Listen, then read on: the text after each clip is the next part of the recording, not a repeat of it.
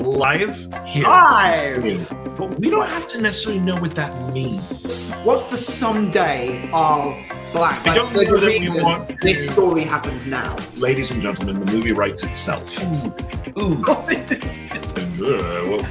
I'm still streaming. How do I stop streaming? No! Hello, Benjamin. Hello, Jake the Duck. Blast from the past there. I remember as a kid really liking the Howard the Duck movie, but thinking it was really weird. I actually loved that. Yeah, and it was Lucasfilm, I believe. If memory serves, it was Lucasfilm. Really weird, but yeah, it was kind of great. Yeah. Well, welcome today. It is December 1st. It is. Happy December. This is Ben and Jake Write a Movie. We are. We're back. We are Ben and Jake, and we are writing a movie or trying to. We write movies. Lots of movies. Hopefully, this will be a movie one day. Yeah. So, yes. Here's this question for you today, based on our conversation this morning. If you have multiple ideas for a screenplay, what and how do you decide which one you want to write? Interesting. I feel like we've touched on this before, but it's a good question. And it's both creative and business related. Yeah. On the one hand,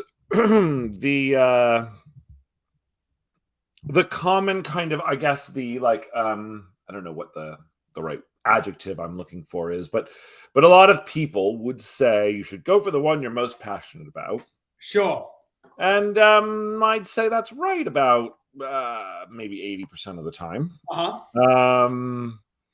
Unless the thing that you're most passionate about has no chance whatsoever of selling. Example, Ben. No, I'm joking. You know my feelings on that. No, I mean, like, honestly, like, I'm most passionate about writing this Star Wars story. Don't write that. Don't do that. But they might. But they won't. But they won't. They won't. Yeah. You know, the difficulty comes in when you really like multiple ideas, and I think that, you know, it's hard. It's hard. We've found ourselves in multiple types of situations where all of a sudden you're 3/4 of the way through something, even a script, which we were 3/4 of the way through a script. All of a sudden we had a shiny new fun idea and literally dropped a project completely because we were excited more about the new idea. Actually, we'd finished that draft. We had notes, and then we just decided never to do the notes, which probably wasn't the best decision at the time. No, it was not the best decision. And then we only got 3/4 of the way through the next script. Yeah, and I think, and sometimes your passion can be misguided because you're excited by one part of the idea, and you haven't really dug deep enough to know if that idea can hold water. And so you have to be careful about that too. But let's say you've done enough work, at least brain work, to go, I have 2 ideas. Sometimes we've had like 4 that we'll list them in like pros and cons for each idea. If you hear a baby crying behind me, it's because for some reason my 7-week-old happens to be right outside my door. So I apologize. So the thing is that you have to look at both sides. I think you have to look at what is good from a market standpoint. And when I say market standpoint, I don't mean like trying to guess the market or trying to say what's the current trend. Yeah, but salability. But salability, and that's very hard to say what is sellable. But I do think there are certain things, and we know that we look for, like, how fresh of an idea? How fresh is it? Is it a clean concept? Is it clean? Is it the kind of thing that a studio makes, or is it a kind of thing that an independent company makes? Is it the kind of thing that we've seen 10 times done recently. Is it Or, package you know, dependent or is it concept dependent? Not that you yes. still don't need a That package, was but a like phrase that I coined this morning. yes, absolutely, completely. Pack- Yeah, package dependent or concept dependent. yeah. Nowadays, and to follow that up, I do feel like even non-package dependent movies of 10 years ago feel more package dependent today Yes, than I they would, used to be. I would agree. But there are, depending on the size of the movie, the package may not be as necessary, or Mhm. different types of packaging elements. Different types of You packaging know, elements. Yeah, for sure. and it also depends on the stage you're in your career. I think that has a lot to do with it. Mhm, mhm. If you're at a place where maybe you haven't broken in yet, maybe you haven't never sold anything yet, I think the decision that you also have to take into consideration, and this is something that we have absolutely talked about in the past, is what do you want your brand to be? If your two Mhm. ideas are completely different, Yeah, one's a romantic comedy that you think is great, and one's a horror movie that you think is great, completely. who do you want to be known as a Yeah, writer at the beginning of your career? sure. That is, I think, an important consideration to take in. Yeah. If you're someone who's a little further along, you maybe sold one or two things, but they haven't been big movies.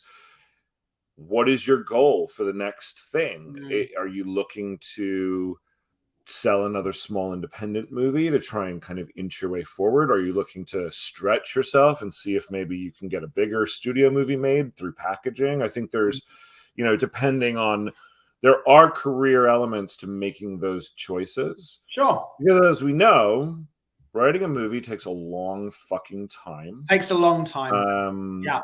Even if that first draft is, I do it in a week or two, entirely possible. Good luck if you're sending that out. Because you're not sending that. There's very few writers out there who can do a first draft. I don't think there's any. Let's go sell this. I don't think there's any who actually send out a first draft. Yeah. It's have to, paper is the first part of a process. Yeah, you have to look. Getting a script ready to go to anyone, even if it's just the producer stage of things. Yeah. It's like a 3-month process. I think so too. And then you've got the producer that's going to have notes. If you can land a producer, you might have your reps that have notes. Then if you do land a producer and you do their notes and you attach a director or a star, they will have notes. You're talking about a lot of hours that you're going to put into this project. Yeah. So every time you make a choice of what story you're going to spend that time on, unless you're just doing it because you want to write it as a hobby and not try and sell it, then, and that's really not who we're doing this podcast for. But but the reality is, like, if your intention is to try and sell your work, you have to know that that's a long-term commitment. And so who do you want to be in bed with? What story do you want to be in bed with? Yeah. And also, can you get it there? After all those hours, after all that time, can you end up making any money off of it? Sure. So I want to talk in vague terms, but specific terms, vaguely specific. Vaguely specific. Our experience over the last few days. Last week. Sure. We came up Telling with the world our secrets. I know, not at all. We had an idea for a film that we really liked, that was simple, concept wise. Pretty high concept. Very easy to pitch. Very easy to pitch and fits in our brand. We liked, excited about it, like would love to write this movie. Yeah. And would watch this movie. Would want to write this movie.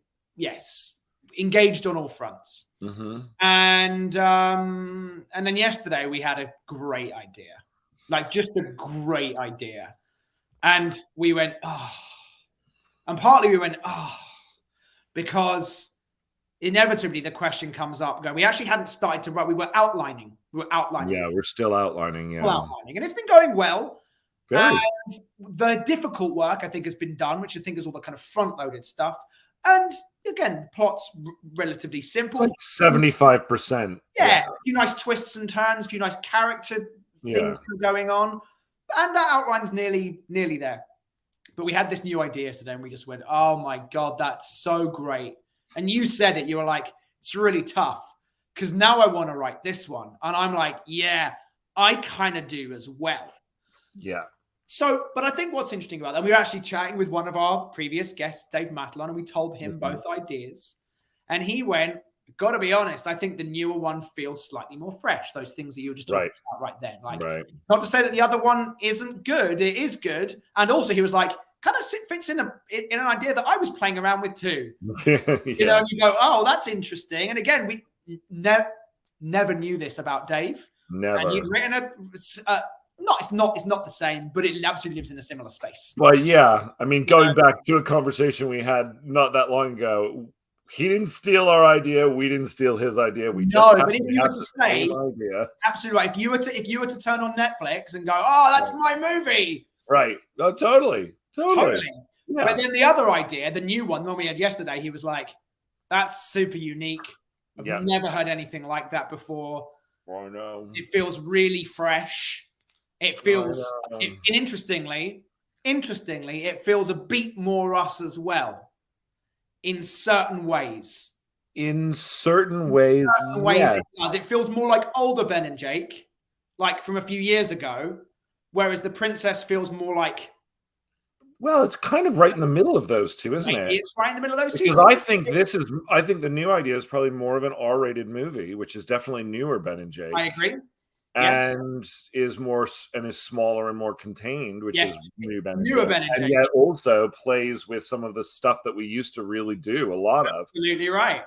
Yeah. It's so hard. I mean, look, we have to do this topic and decide which movie do we spend the next 3 months to a year to 2. I mean, look, we talked yesterday about a project we're now into 2 years on and writing the 4th or 5th version of.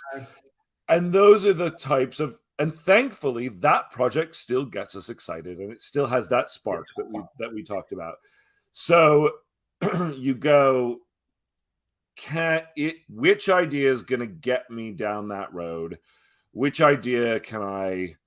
And you don't know. I mean, that's the thing is, I don't know. You don't know. You have to use your gut. There's no magical, like, you can't call up your agent and say, which one can you sell tomorrow? They don't fucking know. I know they do. And that's the thing. And ultimately, and I think what the thing I like about this new idea is there's a really awesome twist in it that I think I would much rather not pitch it to anyone. And just say, read this. Yeah. And then afterwards go, so did you like the twist on page 50? You know? Right. That's true. It's true. I think it's a challenge. It's a challenge that you undoubtedly as a writer will face one day. And also, because hopefully you've got lots of ideas. And that's what I was going to say. It's great challenge to have. Oh no, there are several ideas that I really like and want to write. I mean, here's the thing. We made a list not long ago. We literally made a list and we said, what are we going to do in the new year? And we said, we had said there were 4 ideas that we had chosen to be this is where we're going, because these are ideas that we know we either have a producer that's interested, we have our agents really liked the idea, we've already started down the road of one of them, and there's another, and now there's this new idea that it doesn't apply to any of those things. Yeah. And it just all of a sudden comes in and you go, and that wasn't on our list. And that wasn't on our list, I know. Yeah. And it's a hard, every time is money. And time is, time away from your family, time away from another project, every choice in this way leads you down a path of going, I've just spent however many hours on this thing. Is it going to be worth it? in our particular situation, I actually think that both of our ideas would be worth it. But I think the strategy behind both would be different. And we talked about that as well. Yeah, and here's the interesting thing, isn't there? Is we've outlined this first idea. Yeah. Pretty much. And, you know, we know what happens in the rest of the movie. We just know what happens in the rest of the movie. We could take that and turn that into a pitch like that. Yeah. We could turn that into a treatment in less than a week. Yeah. Honestly. And we could turn around and sell that instead. We absolutely I mean, we could sell that just because we did it as a pitch instead of a script, and then don't get around to writing the other one for a while, because I mean, that's a really good problem to have. No, woe is me. Yeah, totally. Woe is me. But you know, honestly, in those 3 months it takes for business affairs to work out the deals, we've probably confused a lot of people. So I want to bring us back to the question that you asked at the beginning, which I think is a good one. And I don't know that there's 100% an answer. So the question is, what advice would we give a writer if they had 2 ideas and they came to us with 2 ideas that they said, I'm really passionate about these 2 ideas. I think they're super fun. One of them I'm down the road with. Another one is brand new, but it's the shiny new object. What do I do? Yeah. So what advice would you tell that writer? So I would mention all the things we've talked about, view it from a salability point. But I think, without saying anything to anyone, say I've got 2 ideas for movies. Idea 1 is the Wishing Well movie. Number 2, bringing that one back. Number 2, you know, it's the origin of the first Leprechaun. Which one are you more interested in? And don't tell them anything else. And kind of let them go, well, I think this one sounds better. Definitely the origin of the first Leprechaun. Oh, absolutely. Yeah. Hang on, wait. That's actually not a bad movie. There you go. And that's how amazing ideas come. How ideas come up. You just throw them away like where do leprechauns come from? Absolutely. A leprechaun. But, you know, I think not a horror movie. Yeah, right, totally. Yeah. But I think actually there is benefit in that, because when we pitched both these ideas to Dave, and although he did have context, he let us know what he felt. So I think, but it is just one opinion. Yes, but I will say also, just to caveat that we have a project, and it's this 2-year-old project that we keep talking about very elusively, because quite frankly, we've spent far too much time and effort on it to tell anyone what we're doing until it's ready to go out there. Yeah. But hopefully you'll all know what it is soon enough. Next year, when it smells big. But here's what happened. We loved it. We had a draft. We loved it. Our manager loved it. Our agents loved it. Some of our wives loved it. People that we knew and talked to about the idea. How many wives do you have, Ben? My wife and one of our producers' wives loved it. Our agent's assistant loved it. Our manager's assistant loved it. Yeah. The producer gives it to 4 people that didn't love it. And based on those 4 opinions, everything changed. So I will say that everyone has an opinion. And who knows? Like, we will never know whether that draft could have sold. Totally. And here's the thing. Let's say you go and present your ideas to 10 people, and 10 people say you should write screenplay B. That's a good test right there. But you really, really, in your heart, still want to write screenplay A? Then write screenplay A. Honestly. You know, because ultimately, like, if you're truly undecided, you're like, you're doing that dance, then yes, go with what people tell you. But if what they tell you isn't actually what you really in your heart of hearts want to do, then I think do that one, because again, it's going to be, what do you love? What are you passionate about? Well, here's the question then, and I think it's a bigger, broader question. Maybe it's a question for another episode, though. If you have two ideas and one of them you're just kind of like okay about, and the other one you really love, should you ever write the first one? Like, how much energy do you put into an idea that you're just kind of like, it's okay? All I'm really saying is if you have two ideas that you feel like you're on the fence about, but then the answer that you get is deep inside you, not the answer that you want, then you already know the answer. But aren't you then just going back to what I said at the beginning, which is write what you love? I don't know. I don't agree.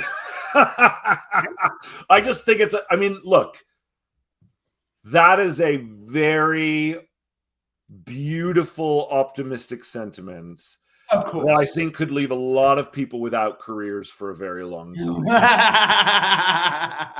Because you could write what you love forever, and if it doesn't, but also, it's not again, likable, it's not sellable, it's not. I mean,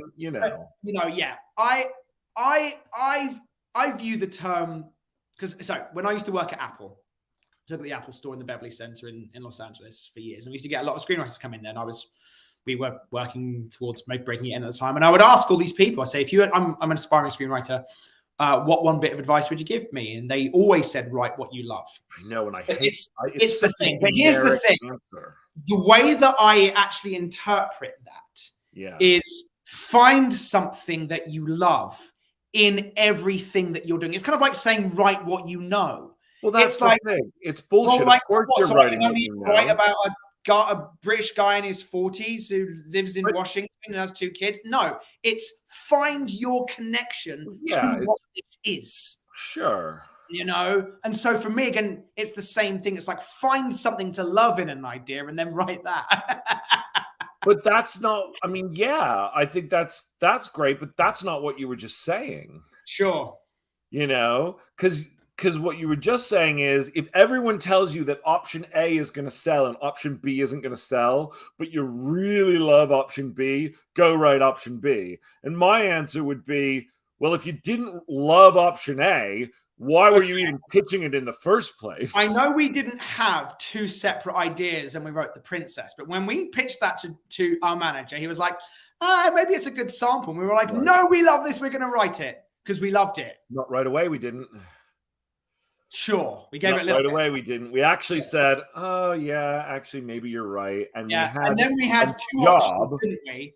Then we had 2 options of screenplays, and we sat down. Which one of these do we want to write?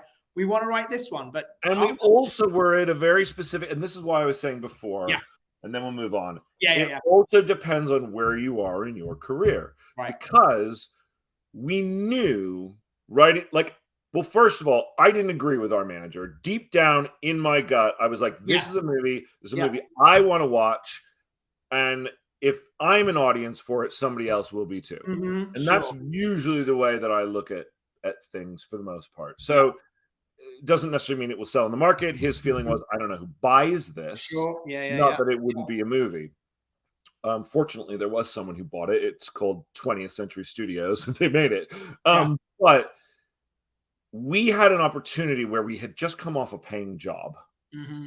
And we said, we know we're not going to, our next paying job isn't going to start for 3+ months. We were waiting on CW to get back to us on a pilot.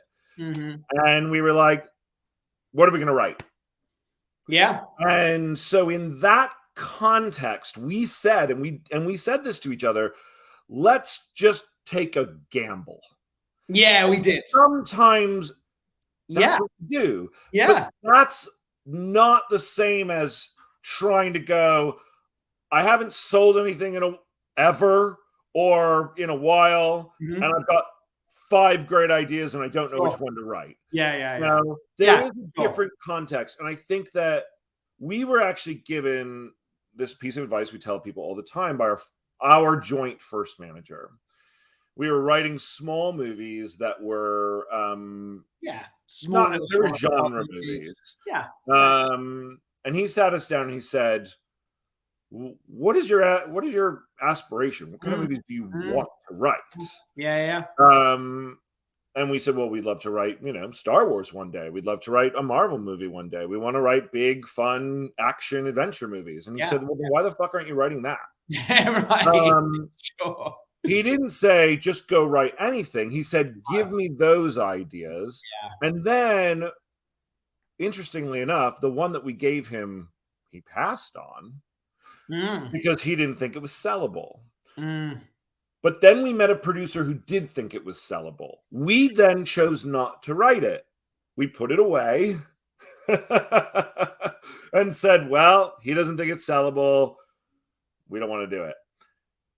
But then we found a producer who said, no, I think he's wrong. And that was Lawrence Gray. And he said, I actually want to make that movie. Yeah. So if you guys want to do this, let's do it together. Yeah. And it was, I think, the combination of all three things. One, we loved the idea. Two, it was the brand that we wanted to create for ourselves. And three, there was somebody in the business who said, yes, I think there's a market for that. Yeah. It was all that combination of all three things that made that the right project to spend what was the next 9 months of our lives on. Yeah, of course. Absolutely right. Yeah. Good stuff. Well, thanks, Ben. Thanks for clearing up that question for me. I have no idea if we cleared it up. If you have questions about that question, which I still have lots of questions about that question, feel free to write them in the comments. All right, so let's get to this wonderful spec that we're talking about, which, by the way, I'm very disappointed in us because we still don't fucking have names for these characters. I know we don't. Not only do we not have names for these characters, but we don't even have a working title for the movie. Yeah, I know. We're just bad. We're just bad here's people. The thing: we're not setting a very good example for our audience because we would not normally do that. I think there's been a because we're only on here for an hour with you guys, and honestly, and I'm not even joking, we do not do anything on this project when we are not live. No, we don't. We don't discuss it. Hardly at all. I think we've talked about it for 1 second, maybe. It's it's all happening. Truthfully, we are going through this with you guys. We're with no other. Normally, we would spend 4-hour chunks working on this all at one time, and you get all that consistency. This has been a real interesting challenge because we get 1 hour, and lately we've actually only been 40 minutes. Half an hour. Absolutely right. Which I think is awesome and crazy, and our writer friends all think we're insane. Absolutely. Yes. They all think we're fucking. They're yeah. We've got. Just pause for a second. We've got a guest coming on tomorrow. We've got, we do. Daniel Conker, who we really, really like. Who actually came to our screening of The Princess, and we did it in. And he has a movie coming out. He has a movie coming out next year, Lift, with Kevin Hart. Yes, it's going to be on Netflix, if memory serves. Right. So very excited for him. He is a spec machine. He's all about specs. Several scripts on the blacklist, at least one. I think Lift was on the blacklist. Very prolific. Very, very, very prolific. So I'm really excited that he's coming on tomorrow. Why was I mentioning him? Because he said, you guys are crazy. When we emailed, he's like, you guys are crazy, but I also think I kind of love it. So yeah, me too. I think we're crazy, and I also kind of love it. But what the reason I bring this up is because there's something about names. Yeah, just talking about names for a second, character names, that are actually really important. There are. And so while we've been avoiding the topic because we want to get to the meat and potatoes of the outline, and because we want to get to scripting this, and because we're trying to keep this interesting for everybody watching right now. Right. We actually do spend a lot of time trying to figure out names. Sometimes they come really quickly. Sometimes they really, really don't. Yeah. We actually got some slack, interestingly enough, from critics on The Princess. That's because right. We didn't give the princess a name. Right. And just to set the record straight for all 165 subscribers that we have, that was a choice. That was not lazy writing, which some people said, oh, they're so lazy. They didn't even give her a name. No. That was actually very, very. We could have very easily come up with a name for the princess. Yeah. We very specifically did not. Our characters in this movie are not going to be called the demon and the demon hunter. And I think that when we what would you say, when we normally think about names for characters, sometimes I feel like it's just a feeling. Sometimes I think it actually Hank was a feeling. But interestingly, Hank kind of fit. Yes. But it fit type of a character that we were creating. You know, it felt blue collary. It felt American, specifically more American than it did British. Right. You know, so it that just kind of went. Oh, yeah, that makes sense. Sam, interestingly enough, I like that it's a like one of those sexually ambiguous names. Totally. There's something kind of fun about her going by what is essentially a nickname. Totally. And there's also something a little. It feels a little bit. Really, it's short for Samael.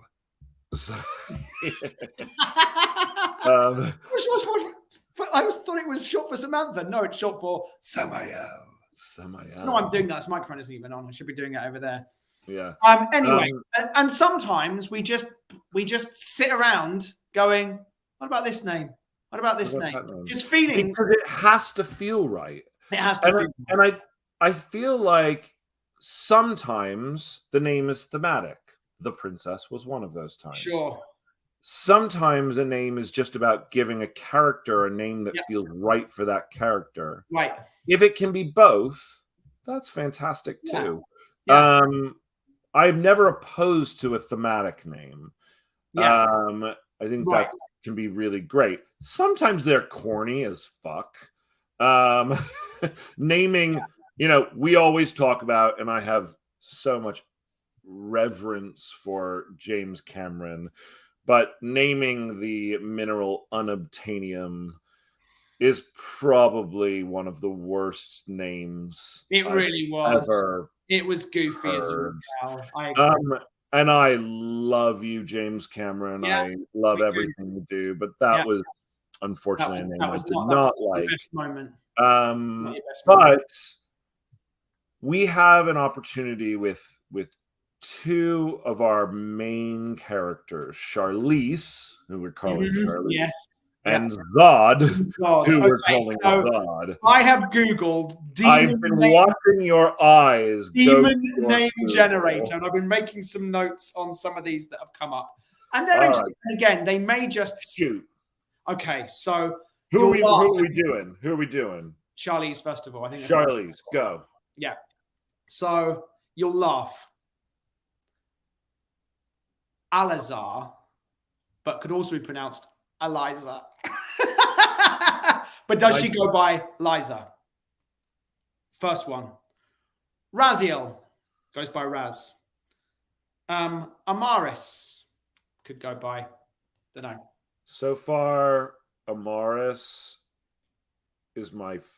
Yeah, it was the. But it's a little light. It's a little light. Sure. I love Liza. I love Eliza. My 7-week-old daughter's name is Eliza. That's why I said you'll laugh. But yes.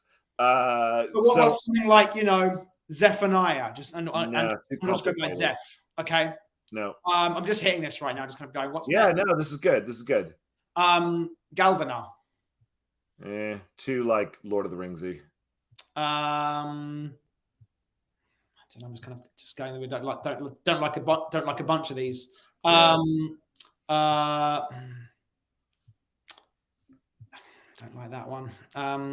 Because I liked what you were talking about with Mezakine, just going or Mazakine, just going by Maz. I think that's nice to be able to have.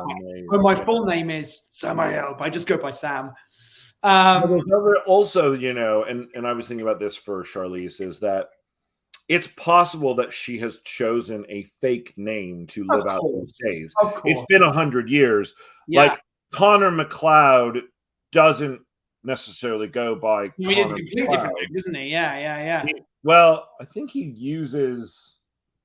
Oh fuck! I'm blanking, and I know this movie like I know, yeah. But he does have a He different does. name in New York in that time period. So I would believe a demon. I would give Charlize potentially a full-on demon name, and then she goes by Susie or Sarah or like Karen or what, like, because she's trying to fit in again, not being thematically, not being her authentic self. Yeah. And then it would be from the moment that she joins up with Hank that she goes by her real name, and that's cool. But we still would need that real name. Yeah. So did I say Zephaniah? Yeah, no, I'm not into the Z's. Okay. Leora feels too light. Feels too light. This name, she needs to feel like the aggression that she puts out. That's it. Yeah, she does. It has to feel aggressive. Yeah. Like a badass. Yeah. Maybe this is. What about put in female villain names? That's an interesting idea. Female villain name generator. Yeah. Villain character name generator. This is on Reedsy. Generated 5 random names. Yeah, but we need female. So there we go. Generate names. This is useful. Okay. Oh, great. Magira. Nimu. No. Cecilia. Layla. Medea. No.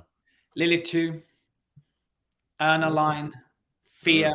Tanda. Cecilia again. Fuck you. Sable. Medea. What? These are like repetitive. What's going on? I know. Sable. This is terrible. Castilla. Sable's actually not terrible. Interestingly enough. What? Thana. The at the end feels too low. Yeah. Again, a bunch of names. Jezebeth. Jezebeth. She just goes by Beth. The Jez I like. I'm wondering if there's obviously it's not going to be Jezebel, but is there like a twist on that? Like Jezeliza, I don't know, or no at the end. Jezeris, Jezere, Kesseray. Yes, yeah, maybe. It's not terrible. But Kesseray is a character in one of our other movies. I know. But anyway. That's not bad. We're doing what we said we weren't going to do, which is just no, I know, but here's the thing. I get it, and I don't want it, but we're not doing it outside of this. Neither one of us are. Right. Okay. And I don't think it's terrible, and I think we will come up with one, and it doesn't have to be permanent. No. But I do want to start crafting this person, this demon person, with the specificity of who she is. And if it's going to be thematic, great. I mean, if it's, who is she? She's a person who is aggressive and angry but wants to be somebody else. Yeah. She has almost a split personality in that way. Yeah. Is there a kind of duality in there is, in that's her? Is there what is sometimes we use thesauruses, like what is a word in Latin that means duality? Sure. Yeah. Latin words are good. What are Latin names? Yes, you could go Latin, couldn't you? Yeah, or even pre-Latin, you could go. What are like Sumerian names? Yeah. Yeah, I mean, I think when you go Latin, you're probably going to get a lot of names that you actually use today. Right. But yeah, what are interesting? 101 again? All these just feel like names that you would have to. Again, some of them are different. Some of them are different. Yeah, I mean, here's one I kind of dig, although I don't know. I mean, it's too Japanese sounding. Karashi, which is actually a Japanese origin. Yeah,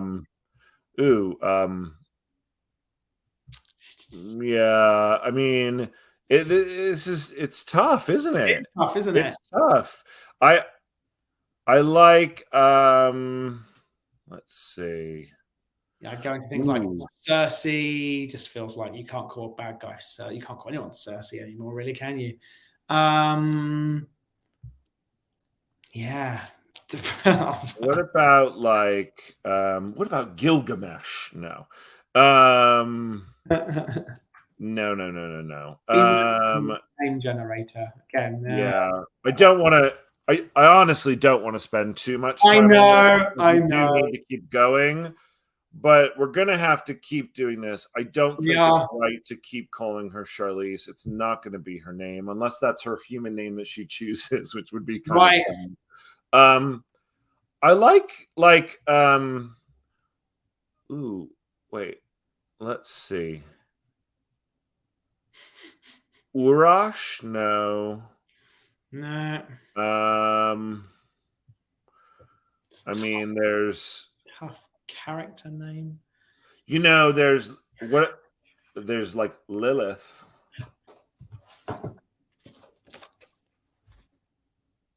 Yeah. I mean, Lilith has an actual biblical reference to It does. I'm fine to call her Lilith. Yeah. I think that actually works.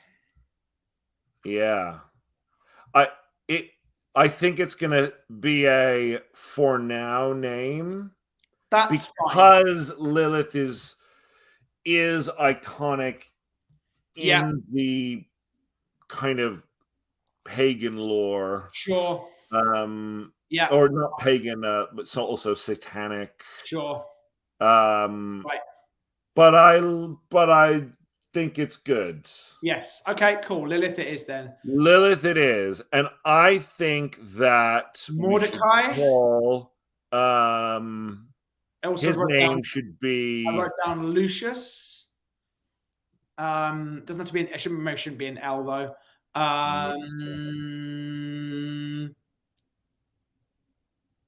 I'm looking at like these ancient Sumerian names. Really not good. I know, not going to be good. Yeah. I mean, we could just call him Zod. No. No. I refuse. Yeah. No. This is probably the most boring episode of Jake. This is going to be the most boring episode ever. All right, let's keep going. We got one of them. It's okay. It's all right. Let's. Lemuel? No. Mordecai? No. Stop.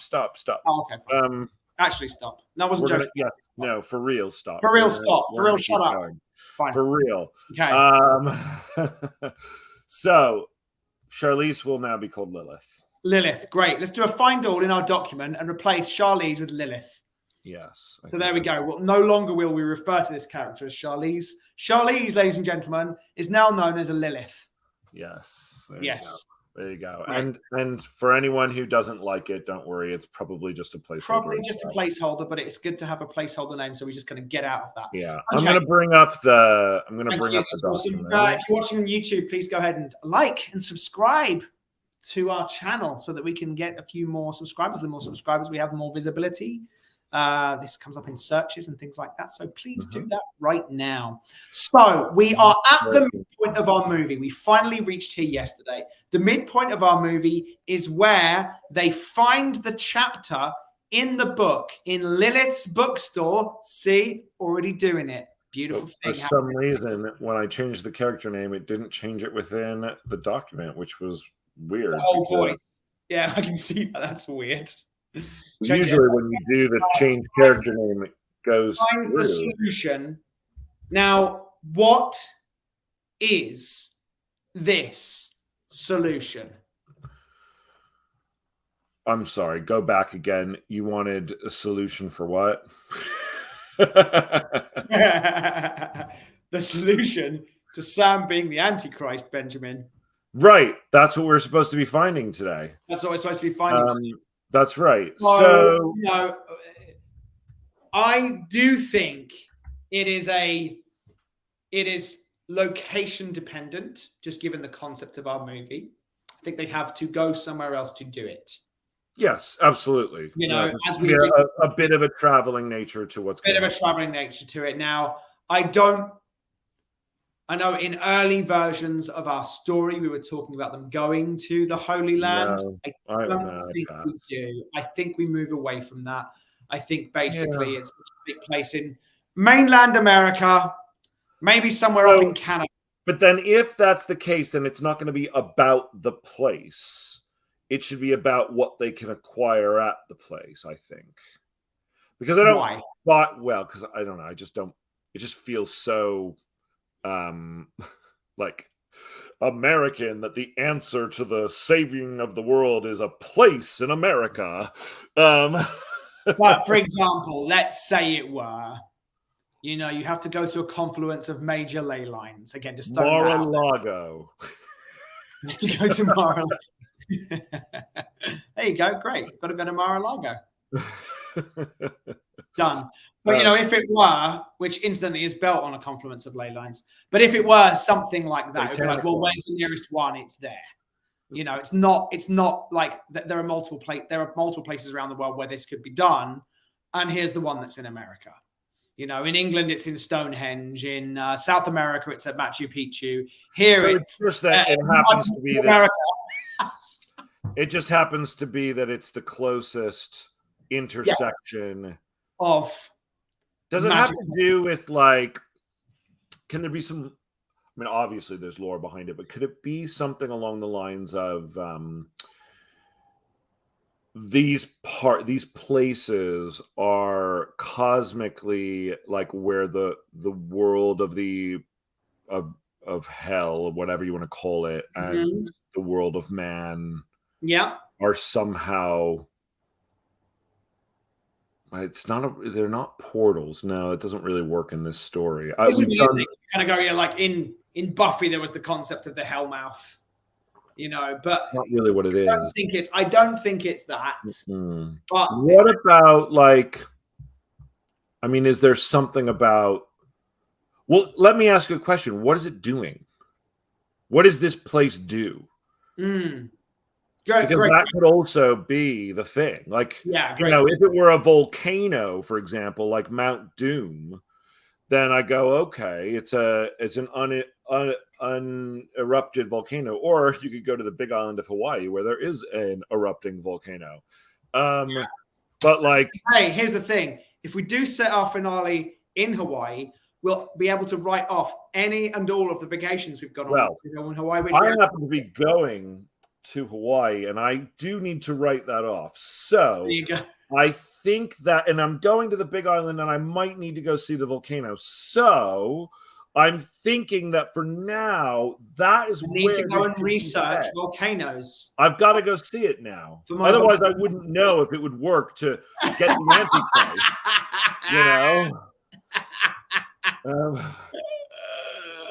So that's hilarious. But yeah, I think it's... I mean, ultimately... Kidding, not kidding. Kidding, not hashtag not kidding. I think it's a combination of things. I think there's some kind of incantation or something that must be done, or getting something. You know, I hate spells. Okay. So is it just taking them there then?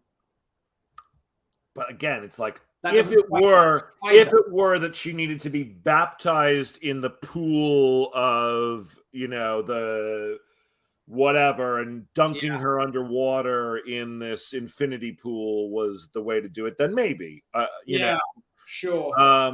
If it was a volcano and it was that she had to, like, I don't know, jump into the volcano and somehow reappear on top. I don't know, like, maybe something like that. Is there an act? Is there some sort of a sacrificial act? Now, I know in Constantine he sacrifices himself, but it's very, very different. And our hero isn't necessarily going to be the one that does it. It's about Sam that's doing it. Yeah. But is there something, like, what kind of thing would remove the mark of Cain? The mark of Cain is a curse, right? It's biblically, it's a curse that made him immortal, right? Yeah. Did it make him immortal? Or did we create that for some other project? No, I think we created that for some other thing. The mark of Cain was you were forever going to be marked, so that man would be able to see that you were marked as bad and evil. Basically. Curse and the mark of Cain are phrases originating in the story of Cain and Abel in the book of Genesis. Okay, so there is a curse.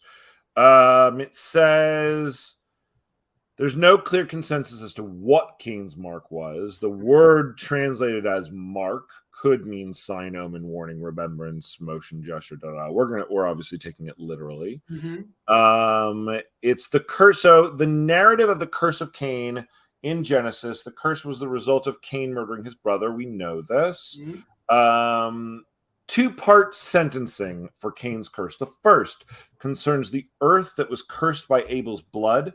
Should Cain attempt to farm the land, the earth would not yield produce for him. Okay, I mean, we could literally just use that as, well, actually, what it meant was the land was going to become hell. And that's this may imply that he went to build cities, The second part of the curse marks Cain as a fugitive and a wanderer, the combination making up his Hebrew phrase fugitive and wanderer. Modern interpretation suggests Cain went to live a nomadic lifestyle and that he was excluded. So basically just excommunicated him. Emphasis on Cain's curse is dramatically increased by the combination of the Greek participles. Okay, so he was exiled from their society. Yep. And the land that he was on was essentially cursed to die. Yes. So both things kind of work with what we're doing. The mark is going to make her something no longer human. Right. And everything that she will bring death and destruction to the earth. Right. Okay. Sure. Cool. Yeah. How do you reverse that? What kind of act? Just coming to the concept of like you are becoming a conduit for a demon. What would you need to do to stop becoming a conduit for a demon? Well, is there a demon coming into her? Because I didn't think it was. She's becoming a demon, so she's not a conduit for a demon. Yeah. Okay. Sure. She's becoming a demon. It's not like, well, what I mean is they don't need to like block a demon from entering her. It's not like right. Yeah. How do I stop you from becoming a demon? Right. Yeah. We need to stop this transformation somehow. We need to reverse the transformation. Yeah. Where do you do that? I mean, I feel like there's concepts and ideas of holy ground and holy sites. Yeah. But what would you do when you got there? It wouldn't. Right. Well, that's why I'm like thinking like it's a little cliche, but the baptism thing would work for me because it's about cleansing. Sure. That's like the idea behind it. Of course. Also, if you go back, there's also the version of baptisms. It's not entirely the same, but it probably has something to do with it. So Jews have a thing, I believe it's called a mikvah. And a mikvah is specifically for women, and it has to do with cleansing. And it's a bath used for the purpose of ritual immersion in Judaism to achieve ritual purity. Is there, because it's even more ancient, a type of mikvah that is specific to the type of water that she would have to be immersed in order to become pure again? Is it the like, maybe it has to do with the ley lines? A spring? Is it an underwater spring that occurs right on the ley lines of blank and blank, and that the purity of that water, if the woman were to, she would enter it, would purify her of evil? I think it's interesting. I feel like this is the right direction to head in. Yeah. They have to do, for all intents and purposes, a ceremony. It's an act, is what it is. It's an act. It's not as simple as just saying something at a specific place. She has to actually do something, which means also she can be stopped from doing that thing. Yes, absolutely. As she's about to dunk her head under, the demons fly in and lift her out of the water. We get a big fight or some shit like that. The priest who's doing it keeps going, baptism. I don't think there needs to be anyone there to do it. Oh, okay. Just I get the joke, but marriage. For anyone who doesn't get it, go watch The Princess Bride. Yes. So yeah, I think that a sacred location, what if everywhere around the world is interesting? yeah. And it doesn't have to be ley lines, because maybe No. that's too complicated. But No. what if across the globe there are these sacred pools hidden within mountains and caverns and caves, some potentially even under the ocean, because there's some really cool shit that you find that, like, there's Sure. like springs that happen, like, you Yeah, know, like, totally, but absolutely. there are places across the globe that have this purity Yeah, power, totally. and that what they find out in this book, in the Mark of Cain, bless you, Thank you. is that to remove the curse of Cain, Yes. you need to be purified by the water of God. Great. Some shit like that. Great. And so they have to find, and it's not and so Hank goes, great, we just need to go to a church. And she's like, you No, that's really not think what it that's means. holy water? Yeah. Like, you realize there's like 1,000 religions out there, and they can't all be that. No, the water of God is literally the water of God, and we have to go. And there are only a few places on earth where that is. Sure, totally. Yeah. You know? Great. I think that's it. And how that's worded in this book, how that's constructed, I'm not sure. It'll depend on what the book, when the book was written, how it was written, what we want to do. So a way to reverse it. So basically, here they discover that to reverse. Did Lilith, when she first betrayed her demon compatriots, did she travel to this place to try and rid herself of her demonhood? Oh, that's Has she been there before? Is this revisiting painful things from her past? I don't know, just bouncing into my mind. So, okay. Here's what I like about it, and then I'll tell you where the problem is. Yeah, and yeah.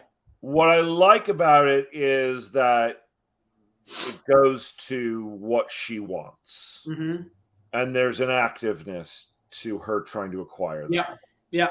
What I don't like is that if she already knows this thing exists, they wouldn't need to go to the bookstore. Valid. They would just go there. Valid. However, what if she thinks that when they get there, or they on their way in this 2.2, yes, maybe Sam thinks, what if you go in too and you could be a demon? Totally. But here's the thing, it doesn't actually work. Yeah. For her. Uh-huh.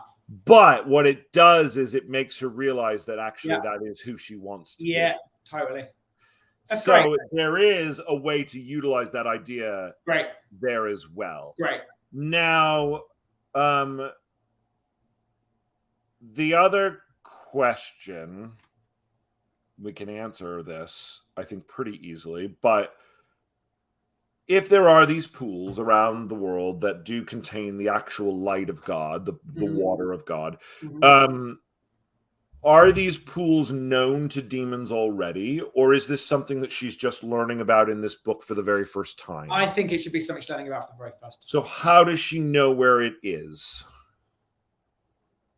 I don't know. I haven't got the answer. I don't think there's a map in the book. No, it's not. Yeah, it's in it's in Sedona, Arizona. And then, yes, exactly. Yeah. It's in the hot springs outside of Palm Springs. That's where they need to go. The movie takes place in Palm Springs. The city of angels, baby. I'm not sure. I haven't got the answer to that question. We may have to come up with that solution on tomorrow's show. All right, bathing the water. Okay, so but basically this sets them on a new mission to find the pool of the water of God.